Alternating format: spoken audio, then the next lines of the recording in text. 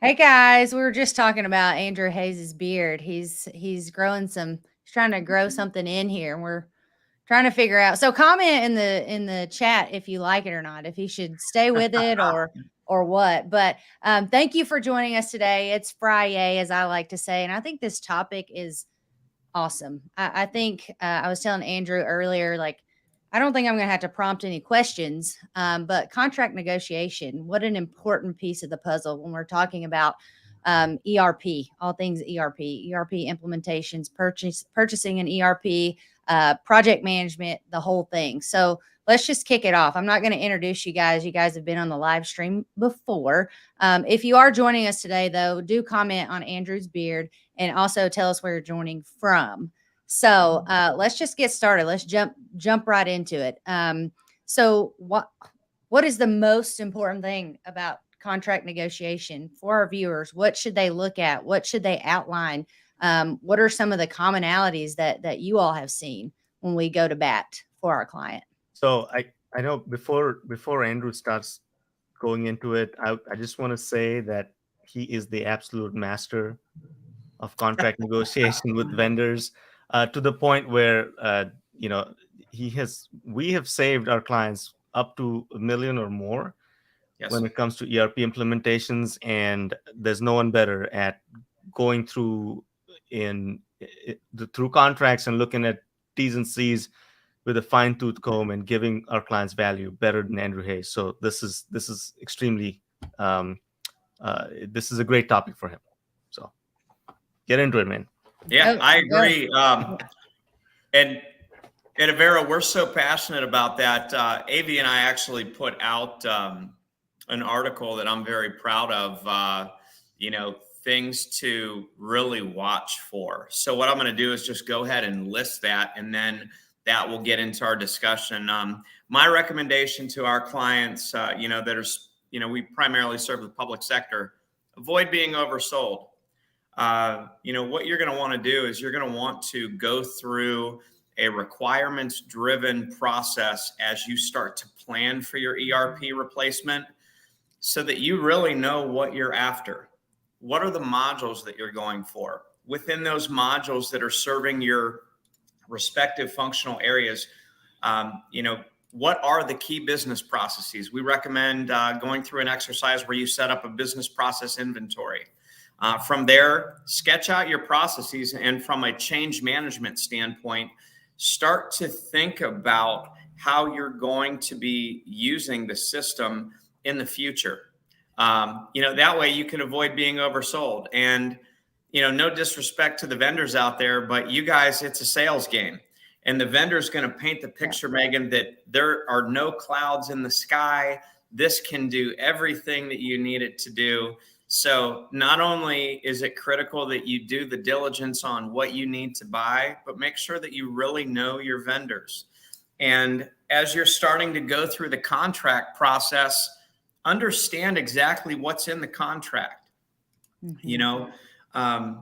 If you're getting an on-premise solution, understand that.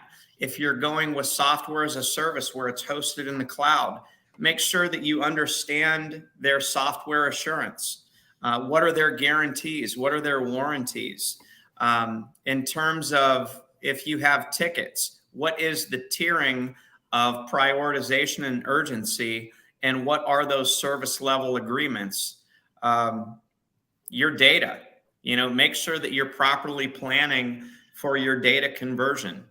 On the financial side, I don't know that we really need more than 3 years of balances and 1 year of real transactional detail. But Andrew, there's something you said that caught my attention: guarantees and warranties. Yes, I know that this is jargon for most people, that it can get buried into the details of a contract. What's the difference, and how do you sort of make sure that these terms are within our client's best interests? Well, you're going to really need to understand what it is that you're buying. You need to understand what the assurances are and what the software vendor is guaranteeing. If you have a hosted solution, AV, where they're taking care of the infrastructure, you need to know how much time they guarantee that software is going to be up.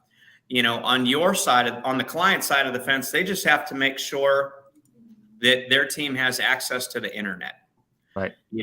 So you need to really, again, understand what it is that you're buying. And I have seen so many times where our clients, prior to the Avero team getting involved, where they have just gone and bought something and it ends up being the wrong thing that they're buying.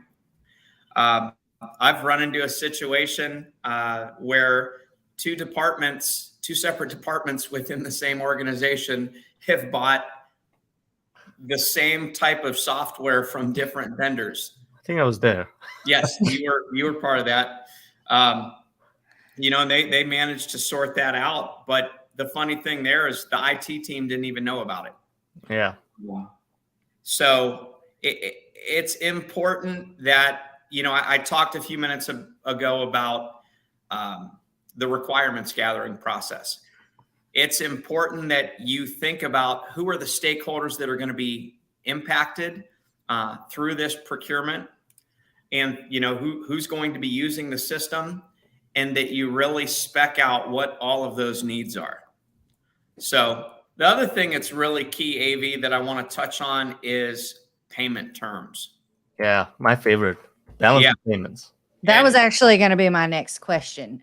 More so around buying power. Yeah. How can you negotiate? Yeah, I think buying power is one thing. It's hard for anyone to know what a thing's gonna cost.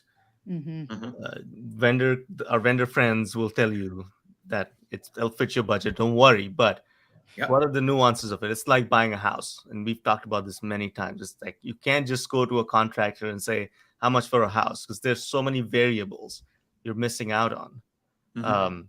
And then it leads to, once you have your budget, don't pay up front, right? No matter what they say. It doesn't take 1 year's worth of SaaS fees to put up the cloud.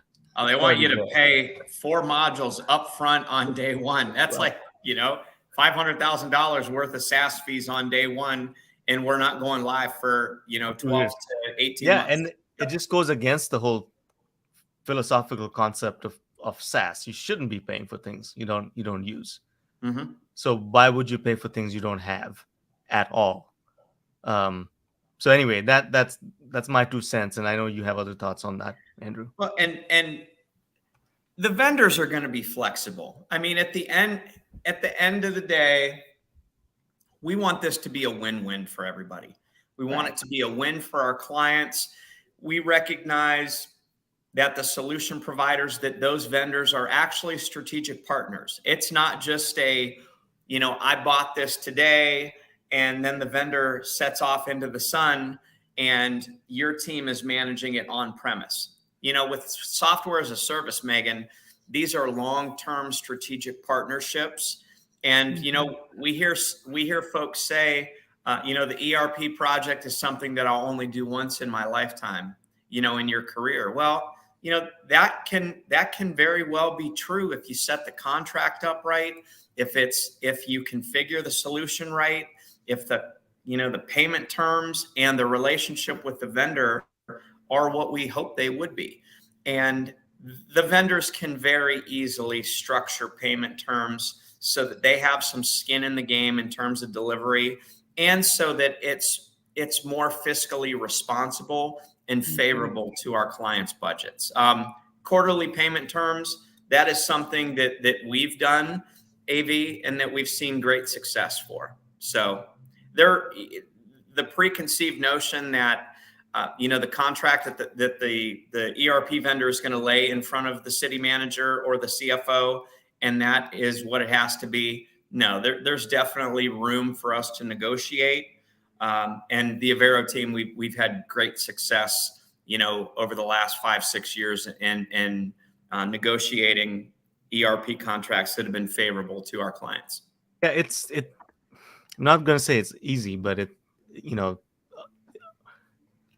bad salespeople tend to take advantage of people that have no exposure to this industry, right? It's true for anything. It's true for buying a car, to building a house, to buying software. So just because software salespeople that may be unscrupulous, and the majority of them are not. Um, the bad ones will tend to take advantage of the fact that our clientele is only doing this once in a lifetime. The last time they did this was in the 1980s, and the world has changed, right? So uh, I think these tips are not necessarily just to save you money, but also a lot of heartache in terms of, again, how much did you pay versus how much did you receive, and how do you make sure that you nail all of this down in a contract before you get going with the implementation. And in many cases, the contract doesn't matter. Like, some of our some again bad unscrupulous vendors will say, okay, we'll sign off on it, who cares? But when it comes down to implementation, we're not going to care about what we signed off in the contract. And then it is, oh, we didn't mean that, that's not what that really says, your requirements were not clear enough. So where's the safe zone for our clients here? Yeah, Right. we've heard it all, Megan. I want to go back again to the requirements. Something that our Avero team that we like to do is when we're planning for it, we go through the guided requirement gathering effort. When we get into we've shortlisted the vendors and they come in and do scripted demos. We're again hitting that requirement traceability matrix again. We're pulling that through into the contracting. And then once we're actually into the implementation, AV, and we've seen great success here, we're tapping that requirement list again when we're doing our system integration testing and our user acceptance testing. So we selected you to interview you because you said the system can do this. You showed us that it can. We contracted you based on that. That's why we selected you over the other vendors. And now that we're configuring our own version and it's not a demo version set up by the vendor, now we're bringing those back to make sure that it can do exactly what we need it to do. And Megan, the thing I'm sad to say, we've seen instances where once we actually get into the implementation, it can't do what they what they contractually said that they could deliver. They can't do it. And it may be true, like going back to the requirements, if they're not defined well and in a detailed manner with some best practices in play. Now, an example is, again, if you're a CFO or an IT director that only did this once 30 years ago, man, life has changed so much. It's changed so much since January of this year. We didn't, like, so how do you make sure that your requirements are secure? I know we've talked about this in other episodes, but requirements and contracting, it's like having architectural drawings that you sign off on, that how hard it is to change the shape of the window once you've put it down on an architectural drawing. It's not difficult from doing it perspective, but it changes so many things downstream that you Right. have to be cognizant of. And I mean, we keep going back to requirements, but they're the key to hold the vendor accountable, right? They are the key to this whole process. Yeah. Over the long term. Yeah. And when you think what you're evaluating the vendors on as you're going through the solicitation and the bid process, I would say about 60% of your evaluation criteria is usually based on that functionality. Yes, we want to understand the vitality and the stabilization of the vendor that you're dealing with, and then we're interested in the qualifications of the team that's doing the implementation. But it's ultimately about, can this system do what we need it to do? And then let's build a contract that's in the best interest of both parties once we find the system that best meets the needs, of our client's organization. Right. So Kent comes to us with a question. Hi, Kent. Thank you for joining us today. Hey, How can we negotiate on SaaS products? Ooh. So let's define that, because Gmail is a SaaS product. Right. You're not going to negotiate on that. not as one individual user or even 1,000 licenses. But when you're talking about a SaaS ERP and that software as a service, what are your thoughts, Andrew? Where's the room to negotiate on something that is supposedly should be, by definition, what you use for per user per month or per year? Okay, so SaaS is just a means of delivering the solution. Mhm. Okay. When I think of what some of the negotiating points are, it is, when are you paying your SaaS fees? Are you paying it annually? Are you paying it, every 6 months? Are you paying it quarterly? You can always scale up in terms of, I can, at the start of the term, I needed 10 users. Our organization or our population has grown. I need to add 5 more users 3 months into that year. Ken, I want to recommend to you, though, that you can only decrease your users at the annual renewal. As far as your contracting, you can look at a 3-year or a 5-year, to lock in the pricing for those modules. Let's say that you currently have financials and HR, and your organization is looking at adding a work order management system. You can talk to them about locking in today's pricing, maybe for 2 years, while your organization wraps up the implementation of the other modules. Beyond your initial contract period, you could look to lock in a maximum step rate. For year 5 and 6, you will not increase SaaS fees beyond 5% of what the current pricing is. So those right there are some examples that we've seen. ERP vendors seem to be a bit reluctant to lock in specific pricing, though, beyond I would say a 5-year period. And I know some CFOs have asked me, what are your thoughts on us locking in pricing for 10 years? I am yet to see an ERP vendor specifically lock in the pricing. Yeah, But I would. I don't think that's viable. I don't No. think that's a viable request. But I think there should be 5 to 7 year check-ins on Mhm. the state of the industry and what's being delivered and for how much. That's fair. I think when you also lock yourself into a 10-year pricing deal, you're hurting yourself, because it's Yep. It goes down typically unless something drastically changes. What are some other negotiables? I mean, we've talked about the big ones, right? Price, vendor accountability. What are some other, are there other things like, how many project managers are going to be involved, that sort of thing? What are some other negotiables? One thing we're starting to see out there, Megan, I think that's a great question, is ERP vendors wanting to go fixed fee on implementation. And, hey, that's great if things go according to plan and the vendor's able to get things done sooner than later. You could end up paying a less price, or with the fixed fee.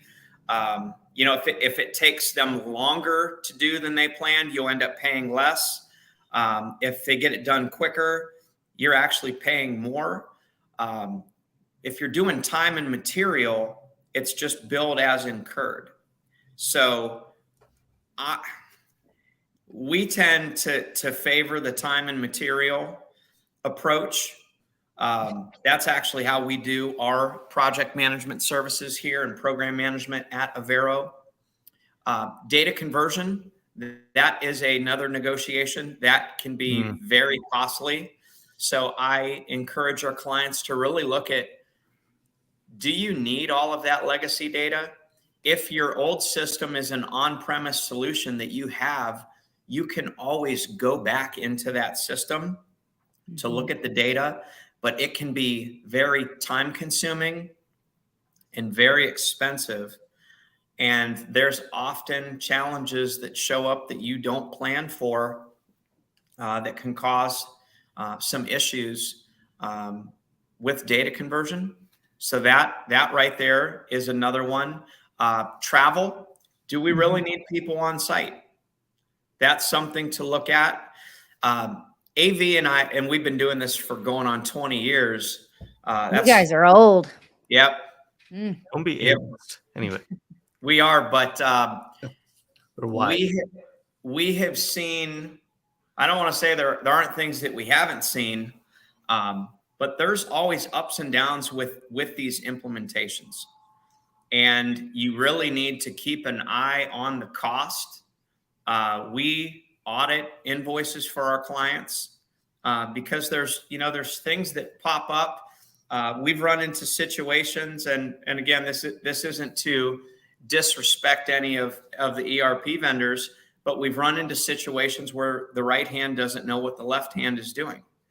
And if we've got multiple environments, you've got your production environment, you've got a development environment, a test environment, and a train environment.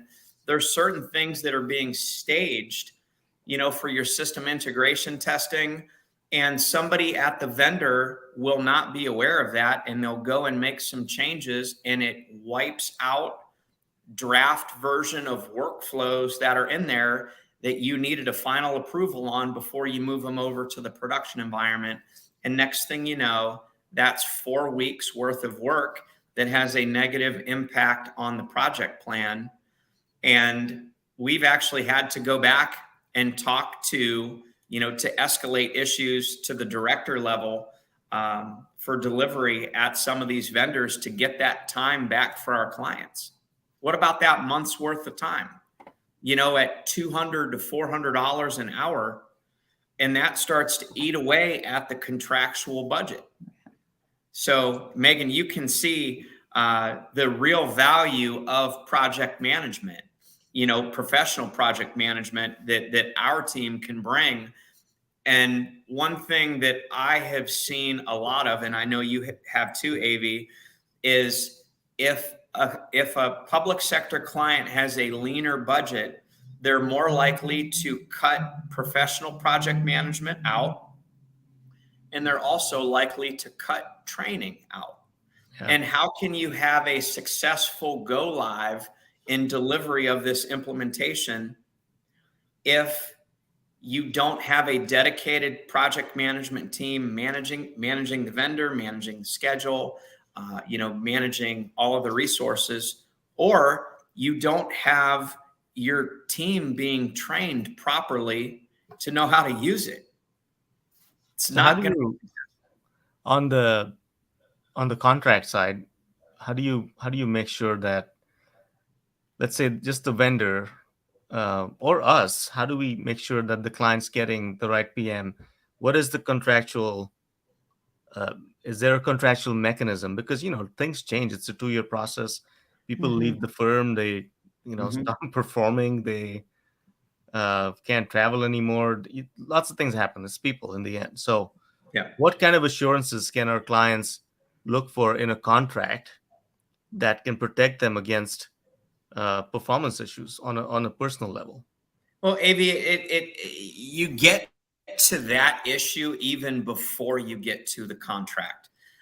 When you're putting together the bid documents, and regardless if you're going through a bid process, a solicitation, or you're doing a sole source through cooperative contracting, you still want to put requirements in play, not only for the functionality of the system, but for the organization, that's going to host the system, who you're procuring from, and also the team that's managing the implementation.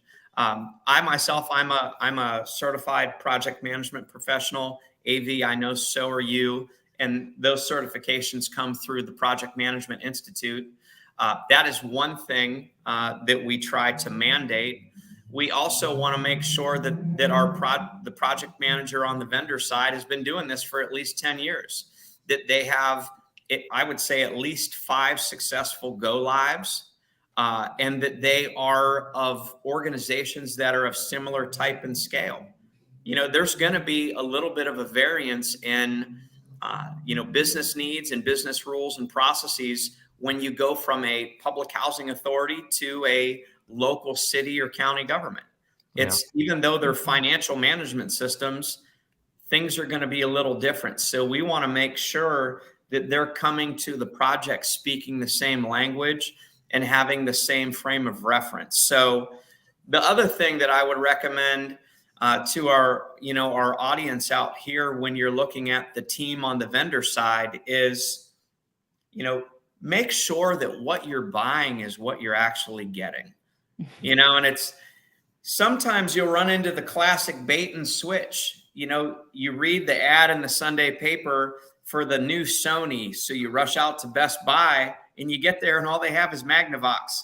Hey, Magnavox had its day, but if you can have a Sony level project manager, that's what you want to get. And you want to make sure, AV, that if there's any changes that are made to the project team, that their resume and experience need to be reviewed by project sponsorship, and that you want to see their actual credentials. That way, the team that's proposed is not just a sales front. And I hate to say that, but we've seen that many times. Jane, the PMP, that's also ITIL certified and works specifically with city and county governments. She's not available for the actual project, even though we're going by the plan of when we thought it was going to start. And we signed on with them because she was going to be part of the team. And then she's not. So that is one way to really govern things from the pre-buying phase into you've done the procurement, and now you're moving forward into the implementation. So JD has a question. How do I work cybersecurity into contract negotiation? And at what point in the process do I bring it up when negotiation of a new financial system for my department? So I think we covered this in a previous episode, but it's an important, often overlooked area of negotiation and cybersecurity in general.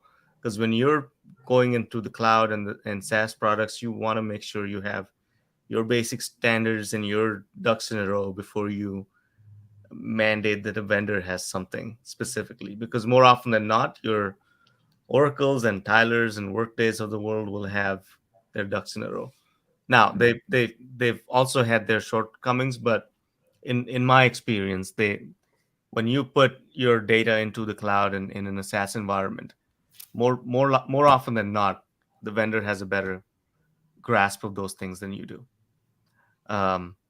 But contracting wise, Andrew, when do you put it in there? How do you ensure that they're meeting standards? Your security is going right in there with your requirement traceability matrix. We're looking at functions. We're looking at security, the whole gamut. We're looking at your integrations. What are the other tools? And we're going through a business process analysis to understand how we're going to be using it. So cybersecurity goes right in there. And, I'm actually from another project, that we're running the PMO. It's a multi-module implementation that we're presently on. I just came out of training, user acceptance training of a group of power users this week. And we actually had security in the room, so they were working on making sure that we're provisioning all the users and making sure that everybody has access and the accounts are set up. Security will always, JD, they will always have a place at the table, from the beginning to the end. So I think that, that is just as important. Understanding, how we're accessing the system, whether you're on premise, make sure that you have already planned out the infrastructure requirements, or if you're going software as a service and it's hosted, you're going to want to do the same thing. So make sure that security has a place at the table, your business systems analyst, your program management team, all of that. And, if you happen to need any pointers, feel free to reach out to us on your own outside of tuning into our live this afternoon. we'd love to talk to you.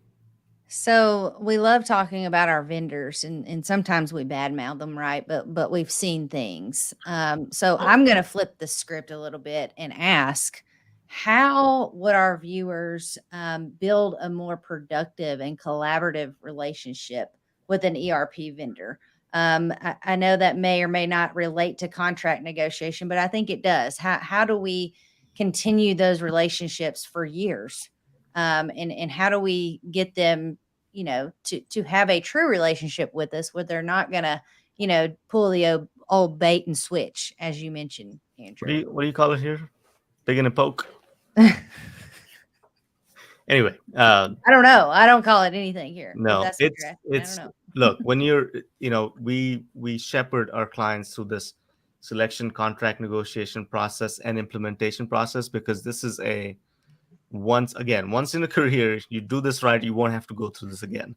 But if you don't, there's a world of pain waiting for you. Mhm. So, and the vendors are well-meaning. We've been in many situations where the vendor community, or the vendor that's chosen, comes in and they're holding up to their end of the bargain. Their product can do it, their software can do it, their people have been begging the client to do their part of the process. Go do your homework, come to the meetings, give feedback, right? You can't just disappear, because we're not there yet where you can just like plug in an ERP and go. Yep. Right.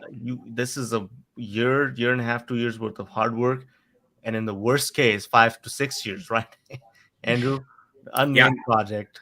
Yep. But we do a lot of project, what do you call it, rescues too, where the Mhm. client has been at it for 5 years. The vendor hates the client hates the vendor.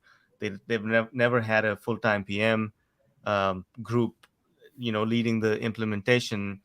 And when we come in, it's the first thing we'll do is find out what's going on, what's the ground reality, why do people not talk to each other, and why is this project lagging behind. The councils brought us in, or the boards brought us in, Yep. to as the mercenaries, just figure this out for us, so we're not in the newspaper every 3 weeks about this thing. So what typically is the ground reality is that, yes, the vendor has some culpability. They haven't followed through. The teams have changed multiple times.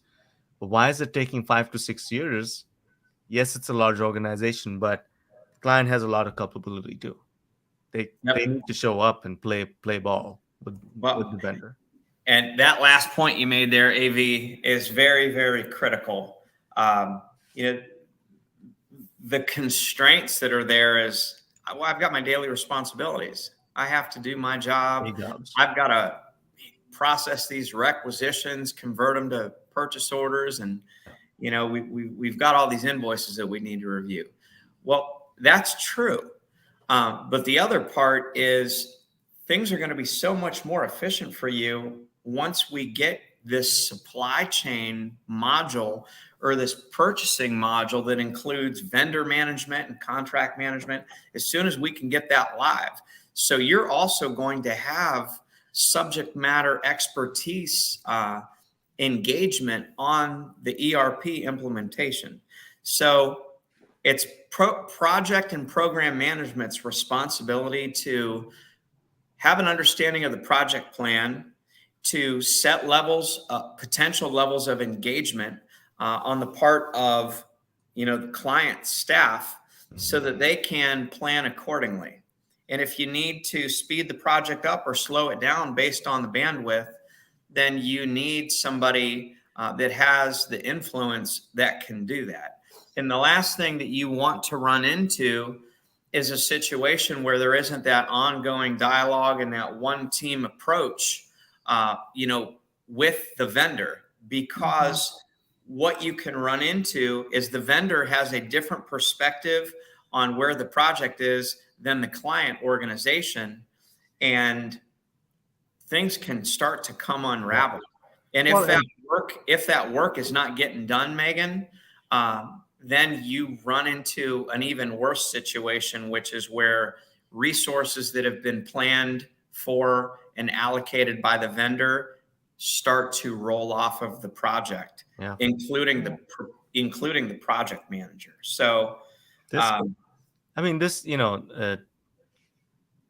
great points. I think even if we were not talking about ERP and we were talking about building your next police headquarters or city hall or justice Same. center, the same thing. I think there's a perception issue too, where ERP replacements are not taken as seriously. Of course, they're not as serious as building a building, the but the repercussions of having a bad implementation are worse, and you don't have anything to show for it, right? Yep.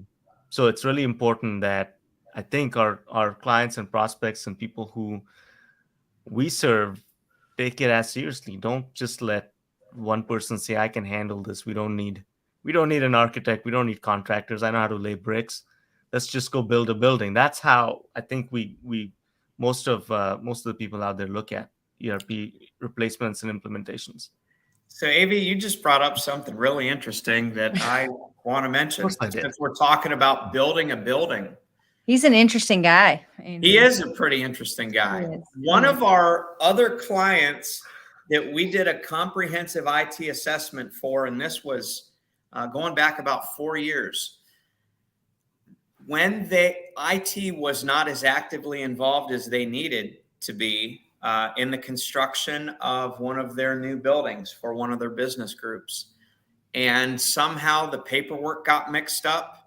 And when they laid all the internet cabling in the building, they accidentally used like residential gauge. Mm.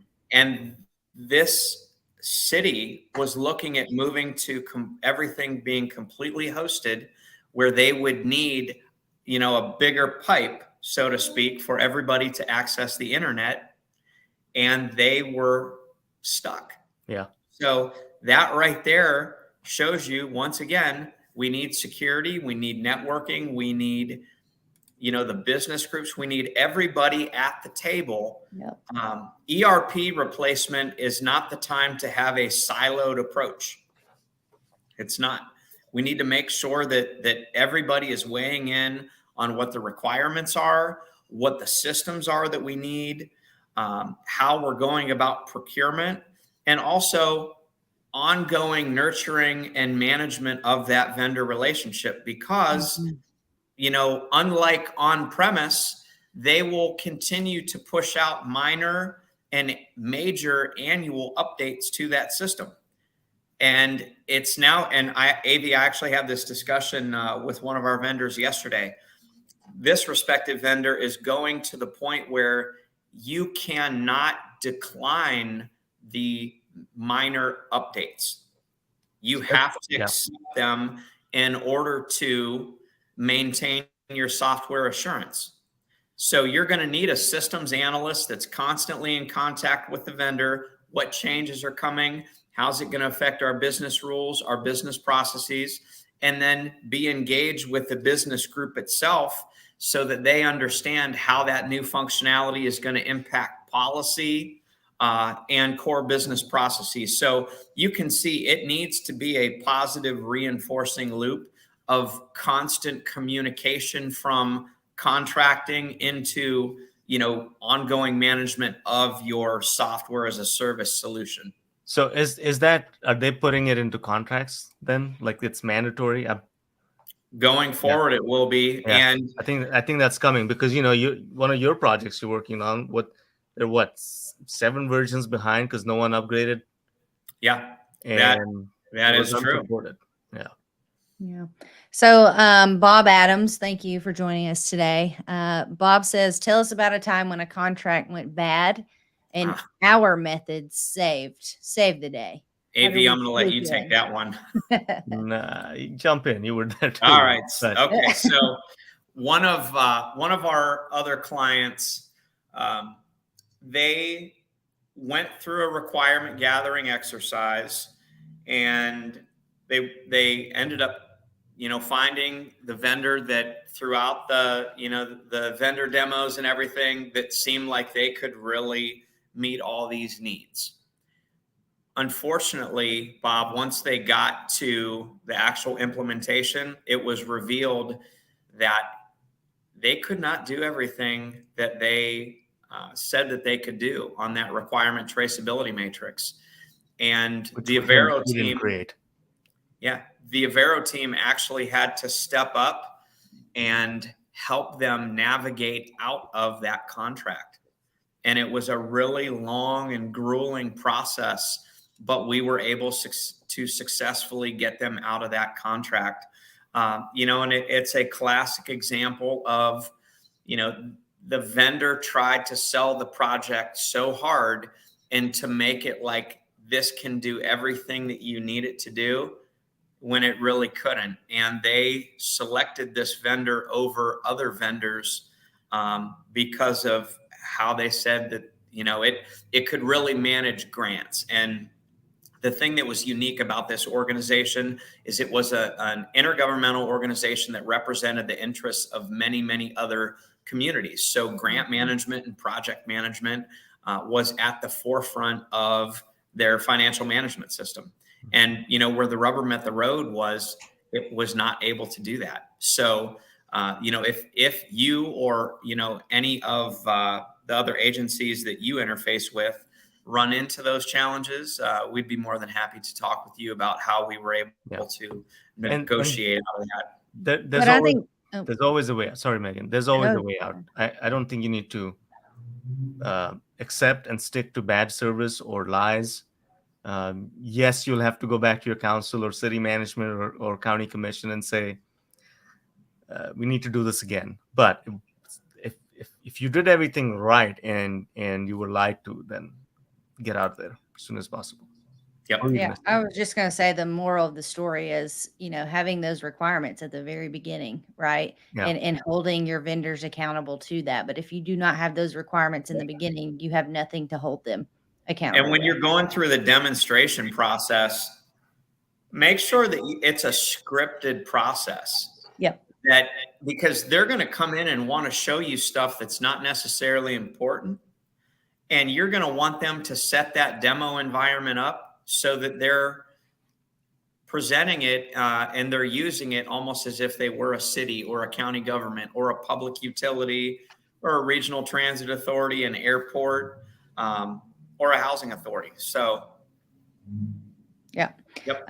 Hey, Katie, thank you for joining us today on your vacation. Katie says, how would you approach a situation where the vendor doesn't hold up what they contracted to do and their system doesn't do what they said it could do in the requirements? Well, that's kind of what we just, Yeah. what we just said. No, I mean, and she was there too. Mm-hmm. Yeah. Katie's one of our senior managers here. And it comes down to, again, don't get yourself in this situation because, like Andrew said, in the demo process, if there's a piece of the puzzle that is critical to your operation, they need to show you, not that we're having it developed and you'll see it before go live. Mm-hmm. We can make all kinds of tall claims, and in that case, it turned out that they had blatantly lied because we went all the way up through our communication channels. We went to their executives. We had many sessions with that organization and the vendor, and eventually they said, "Yeah, that's not what we meant it would do. It can do these other processes that will get you to that end result." But funny enough, those other processes would have created more work than they were actually doing today on their legacy system. So yeah, holding their feet to the fire on an ongoing basis is critical. Yes. And if you don't know how to do that, we are very good at holding their feet to the fire. So reach out.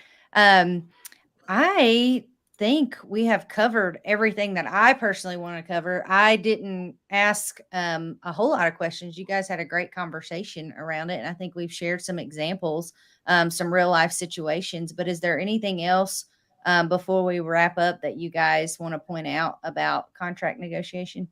I think we have a checklist on our website that could be a starting point to what a good well negotiated contract should include, and what points to push back on immediately as soon as you get the first draft of a contract from your chosen vendor. Yes, and I can link that. I'll share it as well. Thank you. Yeah. Excellent. Yep. Absolutely. Well, thank you all for joining us today. We will be live next week. Make sure you follow us on all of our social media channels and have a fantastic weekend. Thank right. you all. Yep. Thanks for Bye. joining us. Yeah. Thank you.